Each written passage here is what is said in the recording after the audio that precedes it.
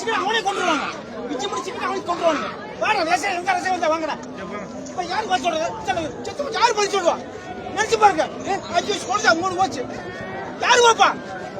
ஊர்ல tata company முஞ்சிட்டு போய் ஓடி போறியா? திருடங்க வந்து பதில் சொல்றாங்க. வீடியோ எடுங்க. ஒரு பொண்ணு சாச்சு நீ வீடியோ வந்து ரசி ஆயிட்டு நடக்குது வீடியோக்காரங்களுக்கு தெரியாது. செத்து போயிட்டாங்க ஹாஸ்பிடல் இவ்வளவு பேர் செத்து சார் இருங்க. 6 மாசம் இருக்கு. இதுல உங்களுக்கு தெரியாது. நல்ல மீட்டிங் போட்டு நல்ல மதுரை பட்டி நொட்டி இல்ல அதில் நீட் எடுத்து அதுவே கருவ வச்சு நீ கொடுமை நடத்து ரோசா போட்டு நீட் எடுக்கும் எல்லா கட்சியிலும் வந்து நொட்டிட்டு போய் எச்ச சாவுடி இளைஞரணி தொண்டரணி இல்ல இல்ல எல்லா கட்சியிலும் வந்து இளைஞரணி தொண்டரணி இருக்கு. எல்லா தலைவருக்கும் அவங்க தான் ஏன் விஜய்க்கு மட்டும் பாதுகாப்பு வர மாட்டானா?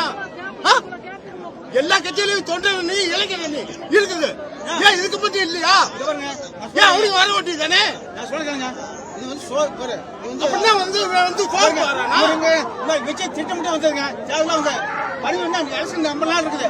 அவர் எங்க பொறுமையா வந்து ஒரு இடம் நல்ல இடத்துல ஏடிஎம்கேல இருக்கு, மாற்றுத்திறனாளி இருக்கு, எல்லா கட்சியிலும் இருக்கு. தொண்டரணி இளைஞரணி இவனுக்கு எங்க போச்சு? பொறுமையா வந்து இன்னும் ஒரு 3 மாசம் டைம் வாங்கி ஒரு நல்ல இடத்த பிடிச்சு வாங்க சார் அப்படி கொடுக்கலாம். இவர் என்ன சார் பண்றோம்? ஏன் சார் பண்றோம்?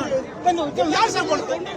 சார் பாருங்க இது பாருங்க எங்க யாரும் கிடையாதுங்க. இதுக்கு வந்து விஜய் பதில் சொல்லி ஆகணுங்க. ஆமா சத்த குடும்பத்துக்கு அவர் எத்தனை கோடி குடிக்க ஆகணும்.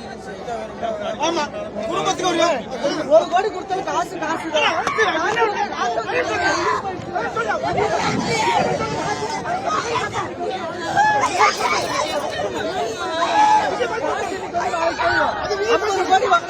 போயிடும்.